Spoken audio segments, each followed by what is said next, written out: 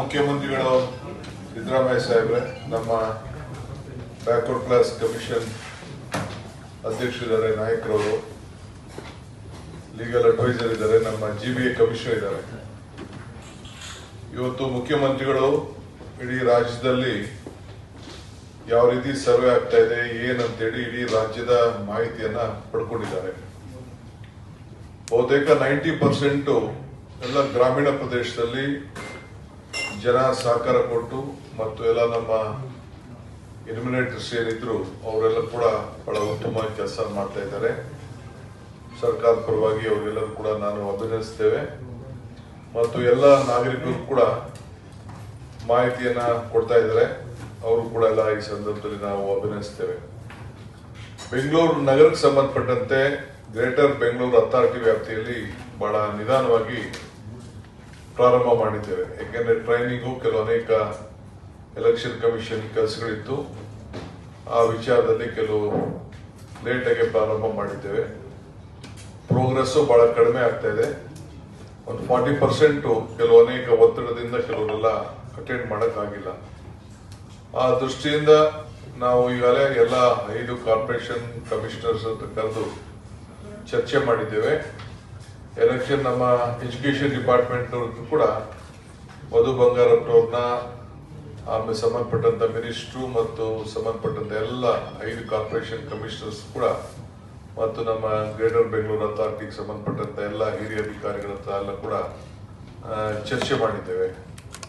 So ಅವರ ಕಷ್ಟ ಸುಖಗಳನ್ನು ಕೂಡ ಹೇಳಿದ್ದಾರೆ.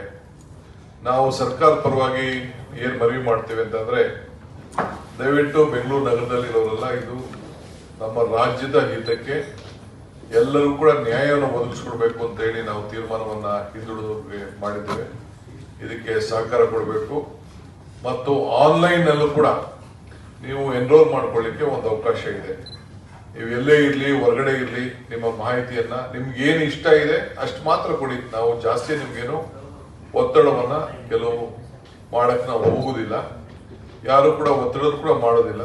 ಕೆಲವು ಗ್ರಾಮೀಣ ಪ್ರದೇಶದ ಬದುಕಿನಲ್ಲಿ ಅವರ ಏನ್ ಬದಲಾವಣೆಗಳನ್ನ ಆಗಿದೆ ಅನ್ನೋದನ್ನ ತಿಳ್ಕೊಳ್ಳಿಕ್ಕೋಸ್ಕರ ನೀವು ಹಳ್ಳಿಯಿಂದ ಬೆಂಗಳೂರು ನಗರಕ್ಕೆ ಬಂದಿರ್ತೀರಿ. ನಿಮ್ಮ ಪರಿಸ್ಥಿತಿ, ಮೂಲ ಪರಿಸ್ಥಿತಿ ತಿಳ್ಕೊಂಡಾಗ ನಿಮ್ಮ ಶಕ್ತಿ ಎಷ್ಟು ಬದಲಾವಣೆ ಆಗಿದೆ, ಆರ್ಥಿಕವಾದಂತ ಶಕ್ತಿ, ಶೈಕ್ಷಣಿಕವಾದಂತ ಶಕ್ತಿ. ಈಗ ನನ್ನಂತ ಹಳ್ಳಿಯಿಂದ ಬಂದು ಬೆಂಗಳೂರು ನಗರಕ್ಕೆ ಸೇರ್ಕೊಂಡಿದ್ದೀನಿ, ನನ್ನ ಶಕ್ತಿ ಎಷ್ಟು ಬದಲಾವಣೆ ಆಗಿದೆ, ಆ ರೀತಿ ನಿಮ್ದು ಕೂಡ ತಿಳ್ಕೊಳ್ಳಿಕ್ಕೆ ಸರ್ಕಾರ ಪ್ರಯತ್ನವನ್ನ ಮಾಡ್ತಾ ಇದೆ. ಈ ಹಿನ್ನೆಲೆಯಲ್ಲಿ ನೀವೆಲ್ಲ ಕೂಡ ತಾವು ಸಹಕಾರವನ್ನ ಕೊಡಬೇಕು ಅಂತೇಳಿ ಮನವಿ ಮಾಡ್ತದೆ. ಮಿಕ್ಕಿದ್ದು ಕೆಲವು ಎಜುಕೇಶನ್ ಡಿಪಾರ್ಟ್ಮೆಂಟ್ ಎಲ್ಲ ನಮ್ಮ ಟೀಚರ್ಸ್, ಕರ್ನಾಟಕ ರಾಜ್ಯ ಪ್ರಾಥಮಿಕ ಶಾಲಾ ಶಿಕ್ಷಕರ ಸಂಘದವರು ಬಂದು ಮುಖ್ಯಮಂತ್ರಿಗಳನ್ನ, ನನ್ನನ್ನ ಭೇಟಿ ಮಾಡಿ ಅವ್ರದೇ ಆದಂತ ಒಂದು ಮನವಿಯನ್ನು ಕೂಡ ಅವರು ಕೊಟ್ಟಿದ್ದಾರೆ. ನಮ್ಮ ಪುಟ್ಟಣ್ಣವರು ಪ್ರತಿನಿಧಿಗಳು ಅವರು ಎಲ್ಲ ಕೂಡ ಜೊತೆಲಿ ಬಂದು ನಾವು ಇದನ್ನೆಲ್ಲ ನಡೆಸ್ಕೊಡ್ತೀವಿ, ನಮ್ಗೆ ಇನ್ನು ಸ್ವಲ್ಪ ಟೈಮ್ ಕೊಡಿ ಅಂತ ಕೂಡ ಅವರು ರಿಕ್ವೆಸ್ಟ್ ಮಾಡ್ಕೊಂಡಿದ್ದಾರೆ.